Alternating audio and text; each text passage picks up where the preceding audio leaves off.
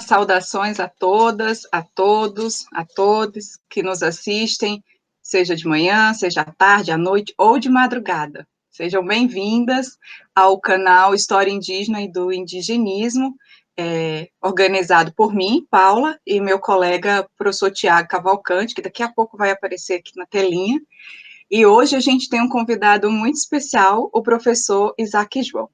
Tiago? Bom, boa tarde novamente, bom dia, boa noite, né? Nós vamos, então, dar início à segunda entrevista dessa série que nós estamos fazendo aqui com autores e autoras indígenas e não indígenas que tratam, né, nas suas pesquisas, da temática da história indígena e do indigenismo ou de temáticas próximas, né? Hoje nós estamos com o professor Isaac João, que é nosso colega aqui da região de Dourados. O professor Isaac João é mestre em História pelo programa de pós-graduação aqui da Universidade Federal da Grande Dourados e graduado em Pedagogia. Atualmente coordena o curso normal médio intercultural Araverá, que é um curso de formação de professores e professoras indígenas. Peço, né, que o Isaac também dê suas saudações e também complemente a sua apresentação, fale um pouquinho para a gente sobre a sua trajetória acadêmica e profissional até hoje, né? Boa tarde, Isaac. Obrigado por aceitar participar desse projeto. Boa tarde a todos e a todas. Para mim é um grande prazer de estar aqui, mesmo que estar uma distante, mas a gente está se vendo, para a gente conversar, né? E fico muito feliz, né? O Tiago foi um colega, a gente muitas vezes estudamos, né? Discutimos, né? Estiveram lá na aldeias, comemos juntos, né? Foi um grande prazer ver Tiago, né? E então vou me apresentar brevemente. Meu nome é Isaac João, sou etnia Kaiowá. O meu pai e minha mãe também são etnia Kaiowá. A minha mãe já é falecida, faleceu em 2013, né? E o meu pai ainda continua morando na aldeia Panambi, município de Douradina, e eu, por ser trabalhando daqui da região de Dourados, já estou quase uns 5 anos, eu saí lá da aldeia Panambi, morando na reserva indígena Jaguapiru, que é o município de Dourados, né? Então, eu estou muito feliz, e a minha graduação foi curso de pedagogia. Em 2001, comecei a trabalhar nas escolas, Joãozinho Carapé Fernando, que é uma escola municipal que fica numa comunidade indígena, em município de Douradina. De lá, eu trabalhei até 2013. De 2013, de 2009, eu ingressei no mestrado, aqui na Universidade Federal da Grande Dourados. Eu concluí, foi em 2011, né? Depois de concluir, eu continuei trabalhando na Escola Joãozinho Carapé Fernandes, e em 2013 eu saí da escola, eu desenvolvi um projeto vinculado ao Museu do Índio do Rio de Janeiro, né? Na época eu estava fazendo uma identificação de objetos sagrados do povo Kaiowá e Guarani, e também fazendo o registro de canto do povo Kaiowá e Guarani, aqui no estado de Mato Grosso do Sul, né? Aí depois, em 2016, entrei em outros projetos, desenvolvi um projeto junto com os rezadores Kaiowá e Guarani, né? E naquele período eu não cheguei a concluir devido que eu estava com algum problema na saúde, né? E aí acabei não concluindo, né? Eu entrei no curso normal médio intercultural indígena Araverá, que é um curso de nível médio, que é uma formação de professor de Guarani e Kaiowá. Foi em 2017, no mês de junho, que eu entrei, né, como professor, como formador, e aí eu trabalhei até 2019, de lá a gente tivemos uma pequena interrupção, porque estava uma reformulação de PPC do curso, né, e iniciamos a sexta turma, foi 2020, né, foi o ano passado, e estamos já como coordenador do curso, né, e até o presente momento estou coordenando esse curso. Isaac, é muito bom te ouvir e perceber sua longa trajetória na educação. Então, fiquei aqui pensando, o que te levou para esse caminho, para ser professor e também autor? Bom, na verdade, a minha vida de escolaridade iniciou em meados da década de 80, né? Eu comecei a estudar umas escolas, o nome que eu lembro é Escola Missão Evangélica Unida, que é o grupo dos alemãos que veio lá da Alemanha, bem próximo da comunidade, montou uma escola, a única escola que na época tinha aquilo ali. Eu comecei a estudar lá os primários, né? Naquele período se chamava de pré a quarta série, né? E aí eu entrei nessas escolas, fui matriculado, eu entrei, e eu estudei, eu acho que como todos os indígenas, a vida escolar, a gente tem um impacto, né? Porque saindo da família, indo para as escolas, né? E lá era uma igreja, tinha uma igreja, né? E toda vez que, para entrar na sala de aula, teria que ir primeiro uns 50 minutos na igreja, né? Ouvir a Bíblia, cantar, né? Todas essas coisas, né? De 90 em diante, eu fui para a escola na cidade, né? Só que naquele período, nunca passou na minha cabeça que eu pudesse ser o professor, me tornar um professor, né? De 90 até 96, eu estava fazendo de quinta a oitava série. E de sexta até o terceiro ano de ensino médio, naquele tempo nem chamava ensino médio, né? Mas eu fui o técnico de contabilidade. E aí, não passou da minha cabeça, porque de 99 a 2000 e 2001, prestei muito vestibular, né? Prestei, na época, era a Universidade Federal de Mato Grosso do Sul, prestei na UEMS, Unigran, né? Mas em nenhum momento consegui para ingressar na graduação, né? Já no final de 2001, eu consegui ingressar numa faculdade que tinha numa cidade de Fátima do Sul, que fica aqui no interior do estado de Mato Grosso do Sul. E, na época, essa faculdade se chamava FIFASU, né? E aí eu entrei no curso de pedagogia. E aí eu comecei a estudar, e naquele período também eu já estava em sala de aula, porque eu precisava de uma formação. O que me levou a entrar em sala de aula, né? E, na época, a minha família é uma única pessoa que estuda, né? Que busca essa formação, né? E eu já estava trabalhando com as lideranças, né? Eu já estava lá no meio, fazendo esses trabalhos, e me parece que ele viu essa formação, essa vocação que eu tinha, mas para mim não era uma vocação, né? Eu estava fazendo um trabalho bem normal, né? E aí eles me chamaram para trabalhar nas escolas, né?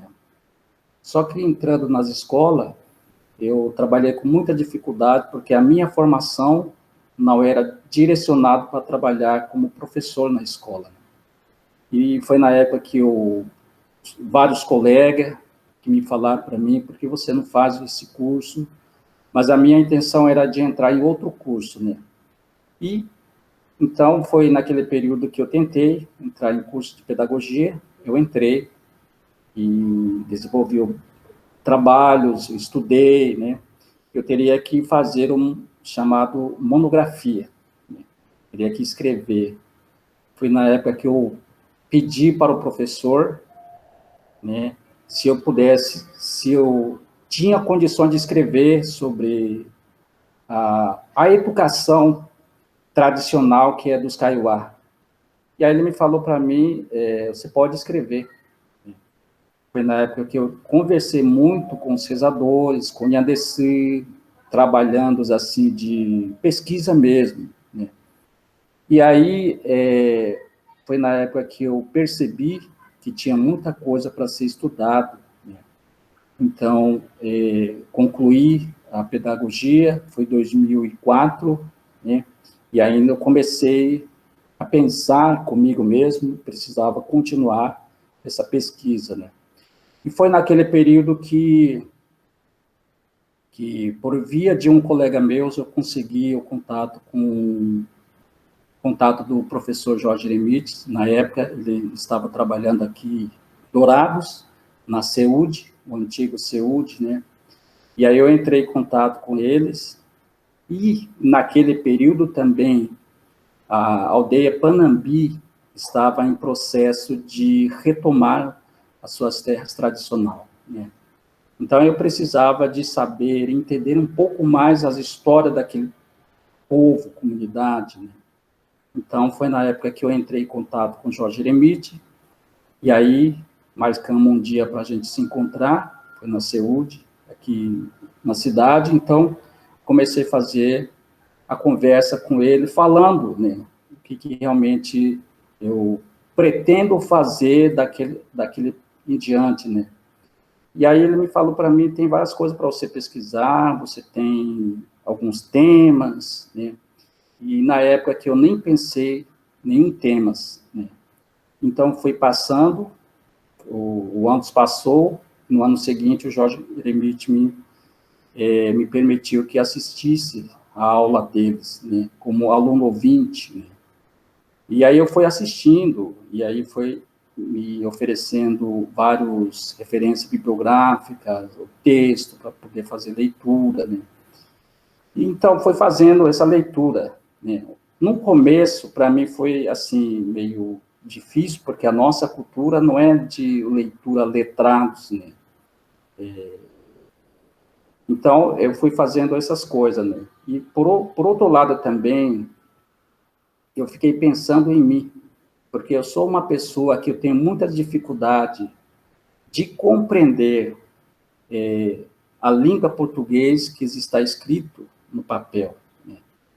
Então, o que também me motivou a buscar, eu preciso estudar, eu preciso pesquisar, eu preciso escrever um pouquinho a mais para que eu entendesse, né. Foi uma insistência minha, né. Então, a partir daí, eu comecei a fazer essas coisas de pesquisa, de perguntar, né. O que mais me intrigou foi a seguinte coisa, né. Traduzir todo esses conhecimentos, traduzir todo essa vivência cultural para a escrita. Esse foi um grande desafio que eu enfrentei na minha vida. Isaac, você poderia falar um pouco para a gente, então, agora sobre a sua dissertação, né, de mestrado? Qual foi o tema da pesquisa e quais foram as suas conclusões, né, os resultados mais interessantes que você chegou e que você acha importante pontuar? Bom, o trabalho de pesquisa, a produção de dissertação, ele iniciou muitos antes mesmo, né? A pensar de que forma que fazer. Desde que quando eu estava na graduação, eu estava na cabeça se era viável de escrever ou se não era viável de colocar isso na escrita, né? Então, foi na época que eu nem sabia que o pesquisador teria que ter um caderno de diários, tem que ter um caderno, assim, para poder anotar. Mas eu tinha um caderno, que é onde eu colocava tudo em escrita, né? Tudo que eu observava, tudo que as pessoas me falavam para mim, colocava as datas, era tudo assim, bem rabiscado no caderno, né? Em 2007, eu comecei a sistematizar aquilo ali. Em cima desse, que eu mostrei para o Jorge Lemite, e aí ele me falou para mim, o que você pensa? Você quer escrever sobre isso? E a primeira palavra que eu falei para ele, eu quero escrever, mas eu não sei por onde começar, porque o ritual que eu quero escrever, ele é muito complexo, né? E certamente, se eu for escrever, não vou dar conta de escrever. E aí ele me falou para mim, então, na produção científica, você faz um recorte, você não vai escrever todos. Então, faz um trabalho até onde você pode escrever. Né? Foi naquele período que eu fiquei assim, pensando todos os dias, e aí eu comecei a escrever. Na época, eu não tinha o computador, né? Eu não sabia mexer o computador também, e a única computador que tinha também na escola. Né? E aí um colega meu, que tinha um conhecimento de mexer, de escrever no computador, ele me ajudou, né? Então, o primeiro projeto de pesquisa que eu construí até hoje eu guardei comigo, mas ele é muito feio, né? Rabiscado, a metade escrito com o computador, a metade escrito com a caneta, né? E aí eu fui construindo, né? E de 2007 para 2008, eu tentei, eu fiz uma seleção, mas não consegui, né? E aí eu aperfeiçoei essa pesquisa, né? Foi na época que eu tive que estudar muito, buscar os livros, né? E aí eu entrei em 2009. Quando eu entrei em 2009 no mestrado, na Universidade Federal de Dourados, né, eu tive que definir realmente qual que eu tenho que escrever. Né. Foi um trabalho que foi bastante assim de reflexão mesmo, né, por ser um indígena, falante, estar lá na comunidade, mas eu tive que observar essas coisas, mas com outro olhar. Né? E aí eu tive que me mergulhar na memória do meu antepassado, do nosso antepassado, né? Reviver. Né? Foi nesse período que eu comecei a definir por onde começar a escrever. Eu tive que observar esse ritual, mas em que contexto esse ritual está acontecendo, em que momento esse ritual ele é importante para a comunidade Kaiowá, né? E aí, então, eu teria que fazer 3 coisas. Primeiro, olhar aquele ritual e por quê. Tem que ter um trabalho, realmente, assim, olhar para o outro lado também, né? Por exemplo, a roça. E, do outro lado, também eu tive que olhar como é que acontece esse processo de ensinamento. Né? Então, surgiu essas ideias, foi na época que eu coloquei isso no papel, né? E, certamente, se não fosse uma orientação de Nhanderu, porque teve um papel de Nhanderu falando para mim qual que é o importante, né? Se eu não tivesse essa orientação, certamente essa dissertação, fazendo só a partir da minha reflexão, a partir da minha leitura, seria outro, né? Mas eles falaram que teria que escrever dessa maneira, dessa forma. Né? Então, eu tentei, sempre me esforcei de escrever daquela forma. Né? Então, eu trouxe uma pequena parte desse ritual em escrita, né? Então, foi nesse período que comecei a definir o que é o ritual de Jirocipucu, que é um batismo de milho. Né? É assim eu traduzi na língua portuguesa, né? Mas a qual nós chamamos de Itamburirecô, né? Que é um conjunto o batismo de conjunto de plantas. Né? Então, eu escrevendo isso, ao longo dessa pesquisa também, eu percebi que precisava de de colocar essas coisas, porque ele é um conhecimento territorial, ele não é conhecimento solto, ele não é conhecimento assim, fica no ar, mas ele é um conhecimento de um povo e territorial, né? E também um conhecimento local, porque mesmo estando num grupo, ele tinha algum tipo de diferença entre os cantos, né? Foi na época que eu teria que escolher em 3 comunidades, né? Aldeia Panambi, Panambizinho e Sucurií, que fica localizado no município de Maracaju, né? Como naquele período não tinha muito assim de condições de circular, né? Algumas vezes eu teria que circular, ir para a comunidade, ficar alguns dias, né? Então eu fui fazendo, eu ia para a comunidade, ficava alguns dias, pelo menos uma semana, ficava por... E assim foi construindo esses trabalhos que deu esse resultado. Eu acho que foi uma boa parte que eu desenvolvi esses trabalhos muito aproximado do que a história do povo Kaiowá daquela região, da aldeia Panambi, Panambizinho e o Sucurií, né? Que é um trabalho realmente, eu considero, foi o fruto de vários diálogos, né? Foi o fruto de muitas observações, de muita reflexão, né? E, sobretudo, esses trabalhos, ele precisava de continuidade, porque ele é muito complexo. Eu acredito sempre que, se tivesse pelo menos 8, 10 pesquisadores pesquisando desse ritual, certamente uma boa parte ele pode trazer em escrita, né?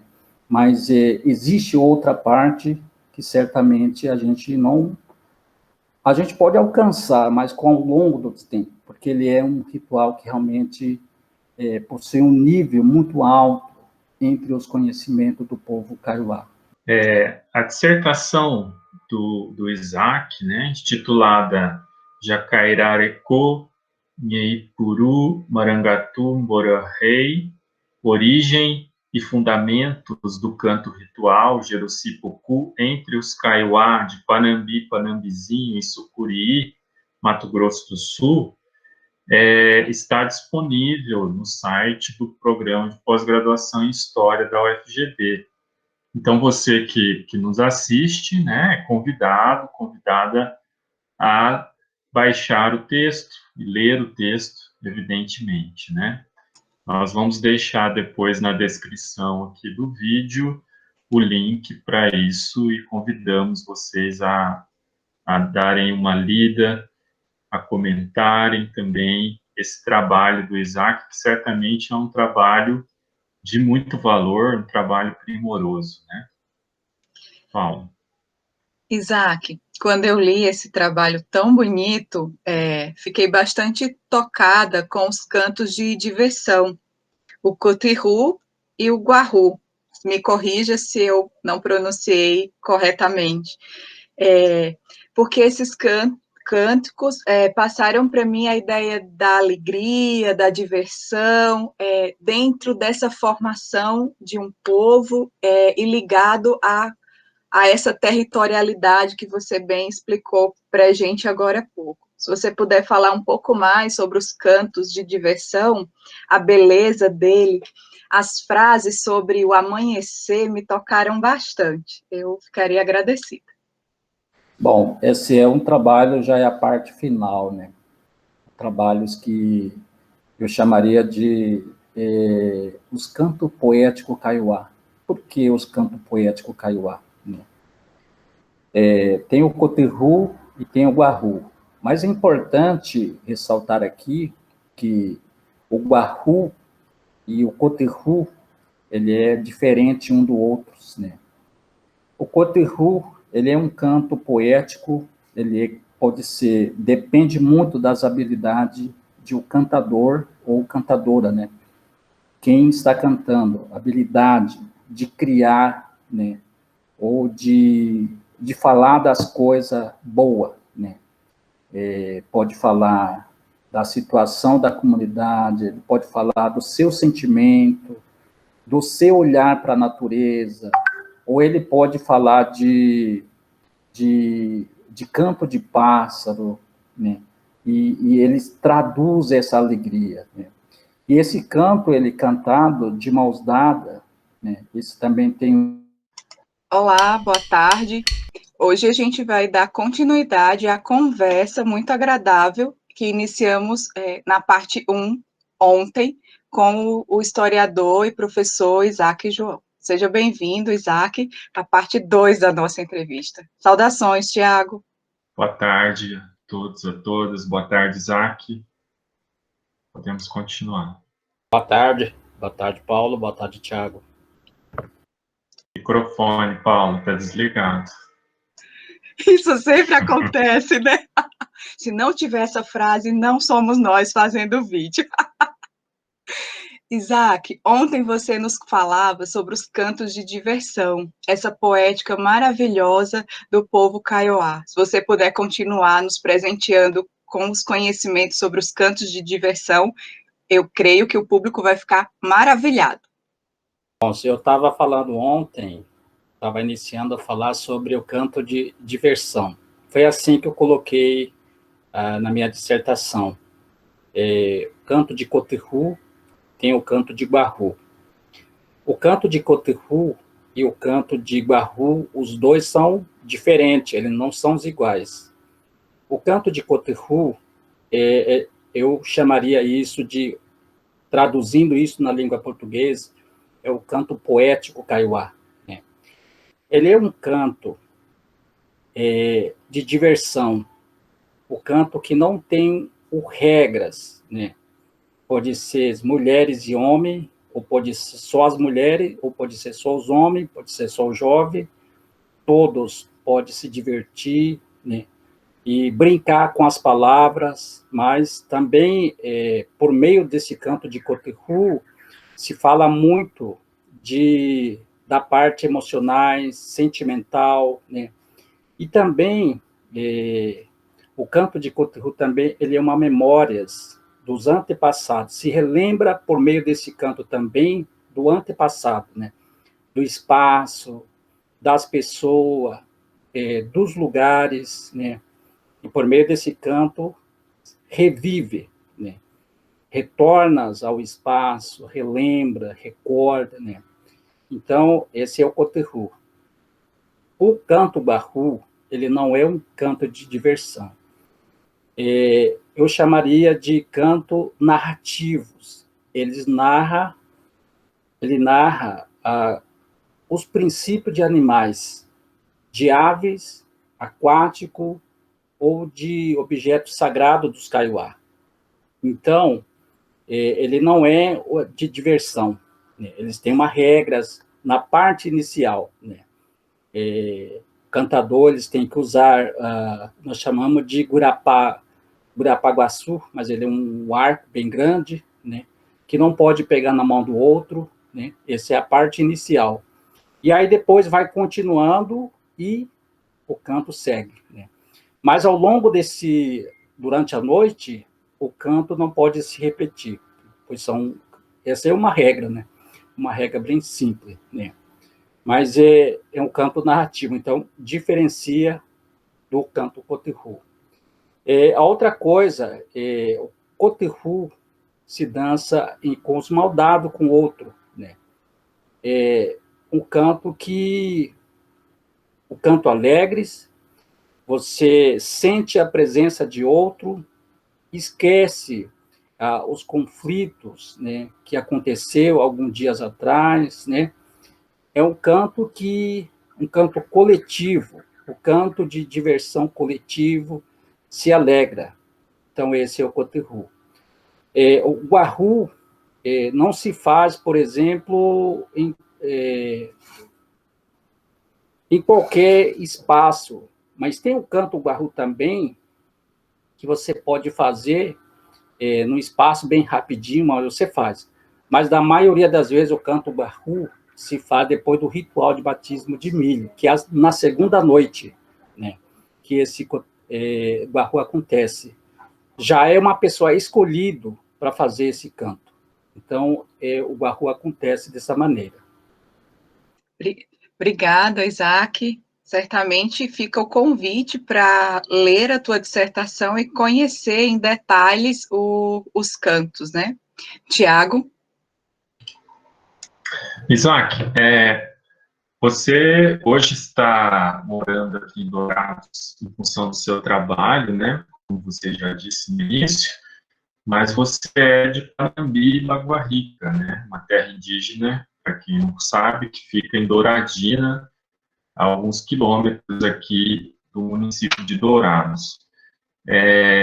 Você teve ali um papel, tem, né, um papel importante como liderança no processo de reivindicação e demarcação, né, da terra indígena, que foi declarada, aliás, que teve o relatório de identificação e delimitação aprovado há pouco tempo, né, e posteriormente teve o processo anulado pela Justiça e atualmente isso encontra-se em grau de recurso na Justiça Federal em São Paulo, né? Eu queria que você falasse um pouco desse processo e, sobretudo, como que a comunidade está recebendo e como que afetou a comunidade, né, essa decisão da Justiça Federal aqui de Dourados, em primeira instância. É importante falar sobre esse processo de identificação da terra indígena Panambi, né? Mas antes disso, eu acho que também é importante destacar que o Tecurá, assim nós chamamos de o espaço, o lugar que pertencimento do povo Kaiowá-Guarani. Então, a reserva indígena Panambi, né, podemos falar reserva porque aquelas terras, até hoje, onde se encontra o grupo, ele é reservado, né? Passou, desde que foi demarcados 8 reservas, 8 aldeias pelo SPI, aqui no estado o antigo Mato Grosso e atual Mato Grosso do Sul, né? E o Panambi já existia naquele período, né? Já haviam grupos reivindicando, já havia um grupo vivendo em espaços espalhados, né? Só que depois de 1928 em diante, o SPI, o agente do SPI, né, tiveram vários momentos querendo trazer esse grupo para a reserva indígena de Dourados, né, que não me recordo se é o Francisco Horta, mais ou menos assim o nome, né, mas algumas famílias veio, mas voltaram para lá, né, outros não, outros tentaram resistir por lá. Então, depois disso, de 1943 em diante, passaram de 43 até 1980, praticamente passou 5 vezes de estudo de identificação, mas nunca chegaram numa conclusão, né? E aí a comunidade de lá esperou muito tempo, ficando naquele espaço. Não havia uma forma de como voltar a reivindicar, né? E aí passou alguns anos, e na década de 90 começaram a ser discutido novamente aquelas áreas, né? Porque a comunidade, as famílias tradicionais que moram naquele lugar, entendia que o espaço, o Tecurá, não é apenas aquele pedaço, pois havia um espaço maior, né? É importante destacar que muitos que até hoje vivem lá não nasceram naquelas aldeias, não nasceram naquele pequeno espaço, eles nasceram de lá fora, né? Meu pai, a minha avó, os outros famílias tradicionais também. Agora eu, né, já nasci naquela reserva, né, naquele lugar, né? Então, essa foi ao longo da discussão na década de 90, e aí chegou no ano de 2000, e aí foi intensamente discutida entre grupo para que possa voltar a reocupar a área tradicional para pressionar, né, de iniciar um novo estudo. Né? Foi assim que o pessoal pensaram, né? O grupo pensou, né? Pois então que em 2005 teve uma ocupação, né? E 2 grupos ocuparam em diferente espaço. Aí depois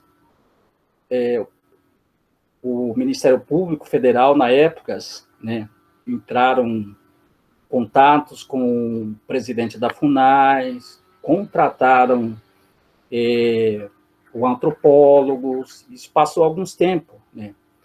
E aí começaram a fazer o estudo novamente, né? E no primeiro momento, quem fizeram os estudos foi a Elizabeth Brea Monteiros, lá do Rio de Janeiro, né? E não deu mais continuidade. Eles estiveram na comunidade passando alguns tempos, aí depois ele foi embora para o Rio de Janeiro. Não sei se teve alguns problemas de saúde, algumas coisas assim, mas ele não voltou a fazer.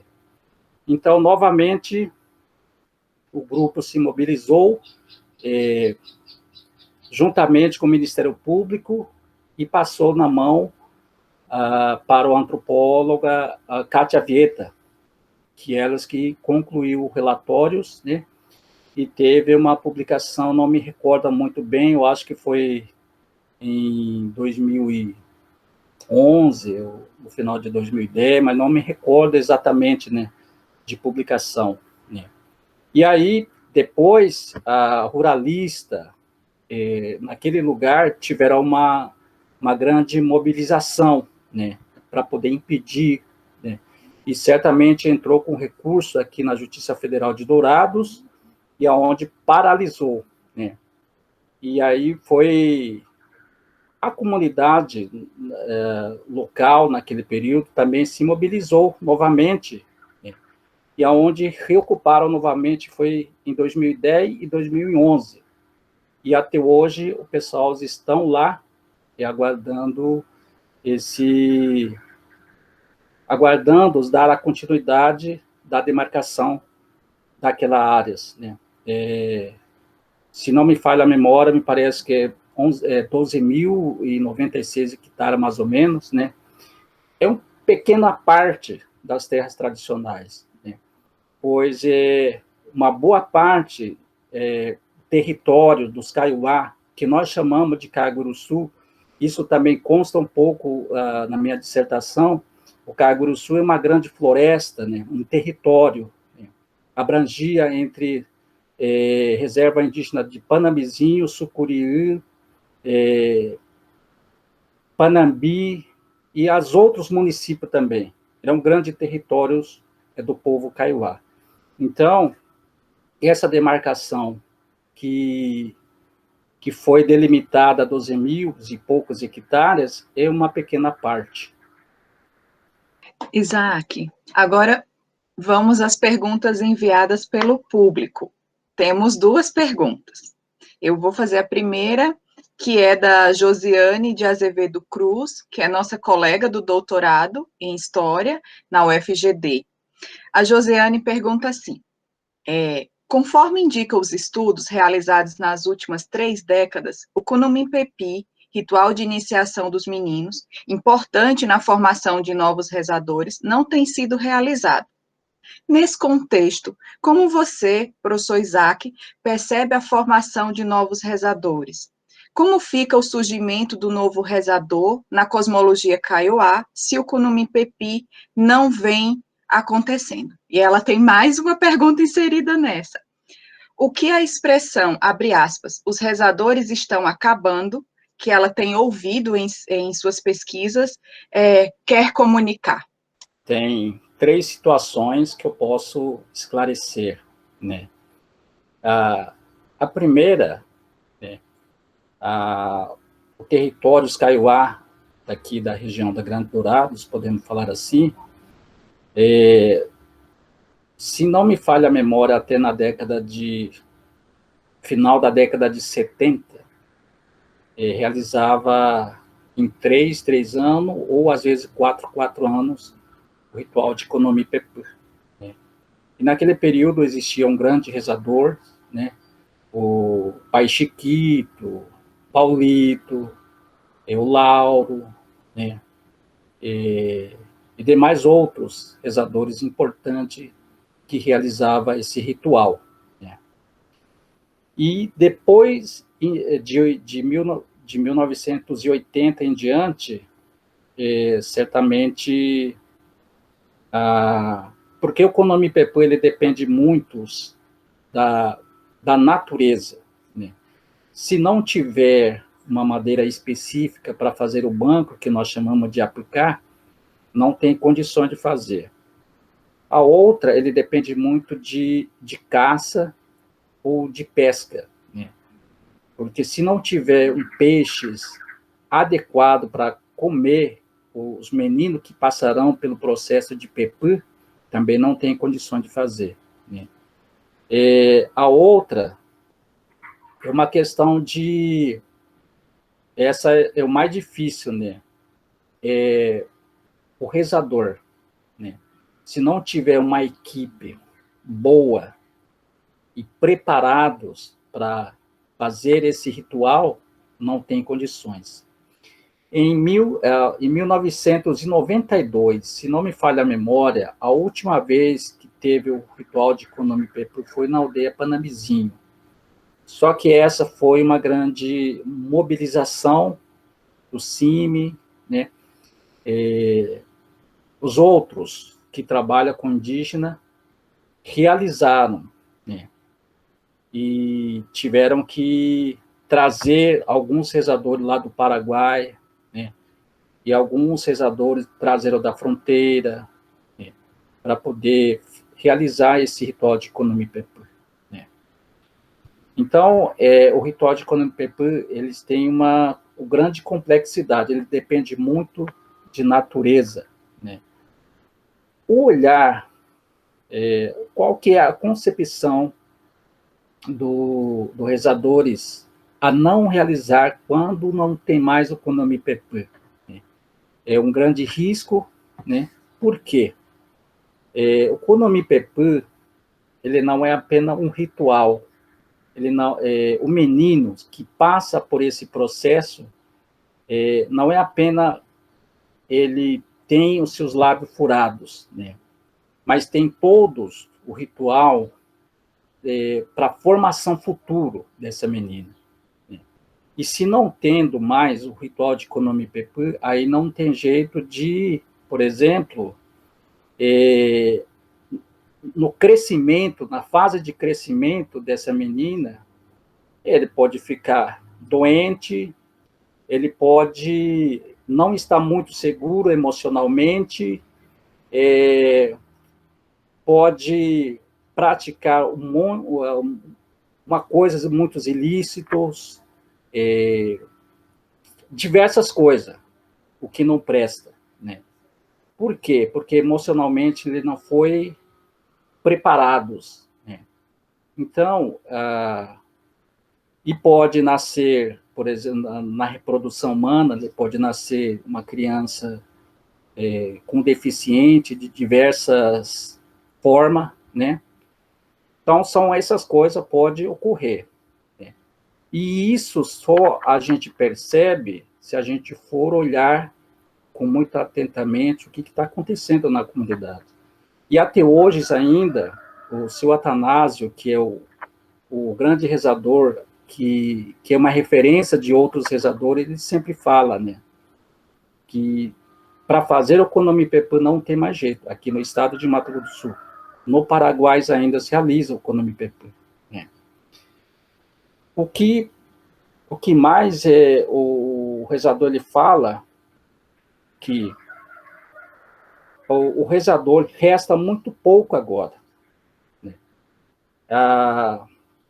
O processo de passar esses conhecimentos para o outro também ficou muito complicado, porque não se vive mais naquele período, quando era o espaço, em territórios, a floresta, né? E por isso que sempre, às vezes, eu me pergunto, né? A floresta é um espaço ideal para acontecer essas escolas que, na minha dissertação, eu chamei de escola chamamismo, né? Mas lá que acontecia a grande... fazia uma formação para outras pessoas, para dar uma continuidade a esse conhecimento, né? E agora não há mais condições de passar esses conhecimentos. São poucos rezadores que têm esses conhecimentos. Por exemplo, lá na aldeia Panamizinho ainda tem, e se a gente for olhar lá na reserva de Panambi, são poucos existe. Lá no Sucuriã me parece que só tem uma, né? Então, cada vez vai ficando difícil. Esse ritual de Irossepuku, na minha concepção, eu já penso isso no futuro, lá para 1930, ou 2030, 40, 50, certamente também vai desaparecer. Não vai ser mais realizado. Por quê? Porque são 3 rezadores, e um ainda é aprendiz. E certamente todos esses 4 não existem mais, e aí também não tem condições de realizar o ritual de batismo de milho, que é o de Irossepuku. Obrigada, Isaac. Penso que a colega Josiane vai ficar muito agradecida com tuas palavras e teu conhecimento, que ajudará na construção das reflexões dela. Vamos à segunda pergunta. São 2 professoras que são irmãs, Evaneide Garcia Ferraz e Evanilza Garcia Ferraz. Ambas são graduadas em pedagogia e ensinam na Escola Municipal de Ensino Fundamental Professora Francisca Leite Vitorino, na cidade de Boa Vista, na Paraíba, na região Nordeste, como elas pediram para que eu frisasse. Elas perguntam: nós temos nos inquietado muito com uma situação e gostaria de levantar um questionamento. O que você acha do fato de que, em pleno século XXI, ainda há escolas que trabalham o Dia do Índio, fantasiando as crianças e colocando músicas que não fazem parte da cultura indígena, assim acentuando os estereótipos e os preconceitos em relação aos povos indígenas? Acho que aqui é uma pergunta de colega para colega, não é, Isaac? Então, essas coisas eu já ouvi muito as pessoas falarem, né? Se lembrar do povos indígenas do Brasil, né? Só no dia do índio,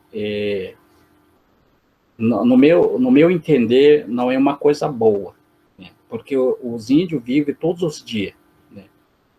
E na comunidade, eles também, ele vive a sua cultura, vive a língua, fala da língua, né? Faz a atividade de roça, né?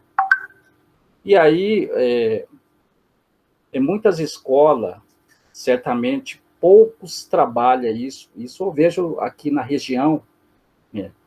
Aqui na minha casa, às vezes, foi o ano passado isso.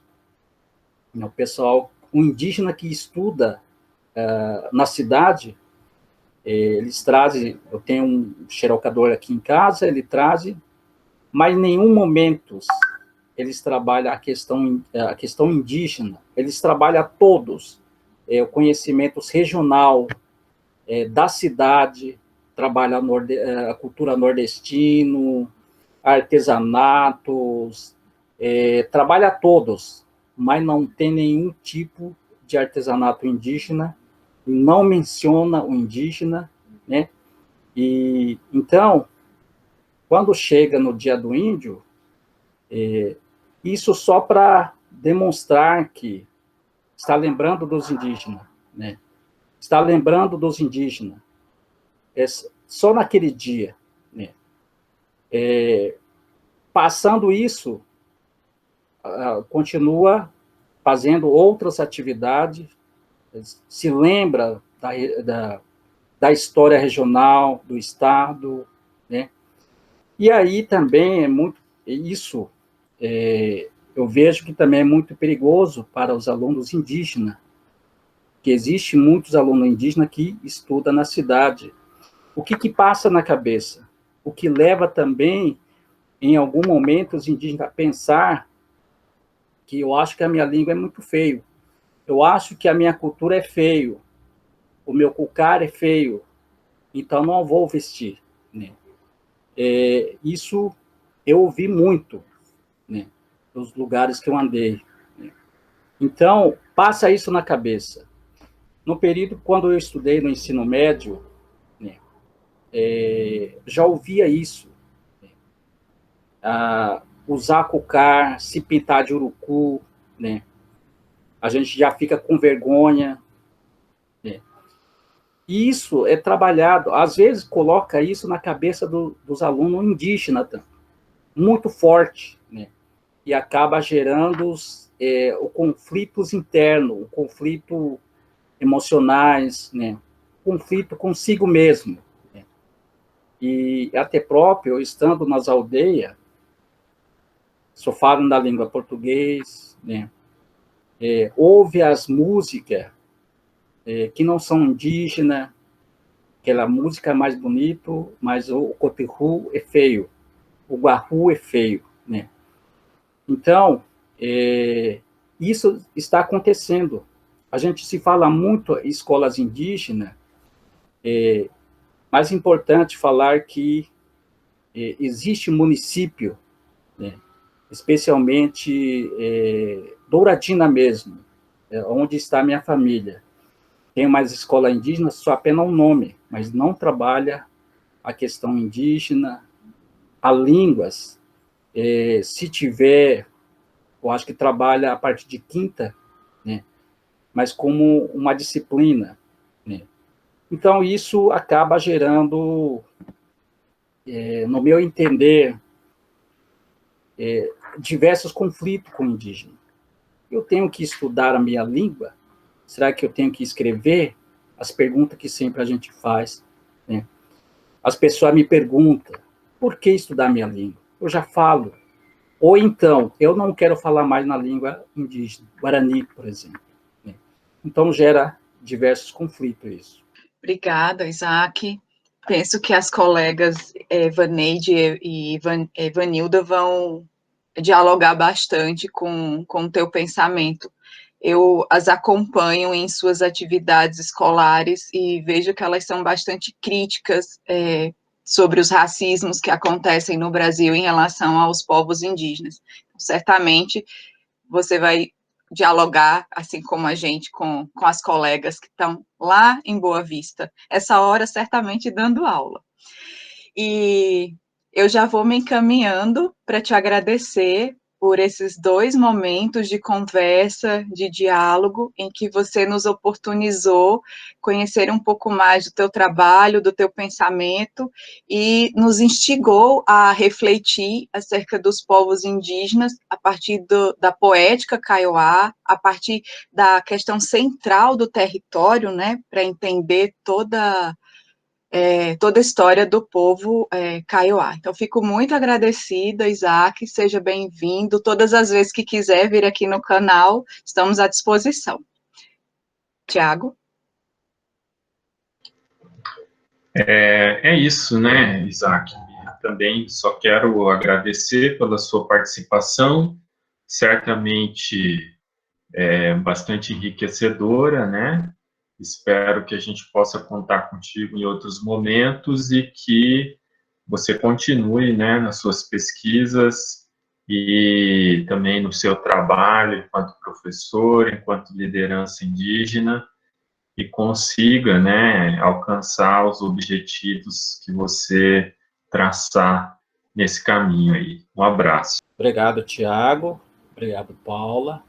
Eu estou sempre à disposição, assim que vocês precisarem, nós dialogar, né, falar das coisas, os atuais do povo Kaiowá-Guarani, estou à disposição, né? E até porque também os trabalhos que a gente faz viaja muito para as comunidades, né? A gente viaja para a região de Fronteiras, né? Na região de Amambás, Antônio João, a gente conversa, né? Então, a gente tem muitos conhecimentos, né? E todos esses trabalhos que eu faço, né? Essa dissertação é um pouco do resultado dessa reflexão, né? Que é importante que nós tenhamos saberes, né? O saber local, o saber indígena regional, né? E é muito bom nós colocarmos isso também para contribuir, né, no conhecimento etnográfico, etnologia, história indígena. E muito importante isso também, que seja trabalhado nas escolas, indígena ou não indígena, em cidade, né, para que as pessoas possam conhecer o que realmente é indígena, ou indígena Guarani Kaiowá, né. Então é isso, eu agradeço muito a todos vocês. Eu fico muito contente. Se você assistiu essa entrevista até o final e gostou, peço que deixe a sua demonstração por meio de um like. E se você não é inscrito nesse canal, vai lá e se inscreve, a gente vai ficar bem contente em ver o nosso trabalho crescer nesse espaço. Sejam bem felizes, tenham saúde. Até a próxima.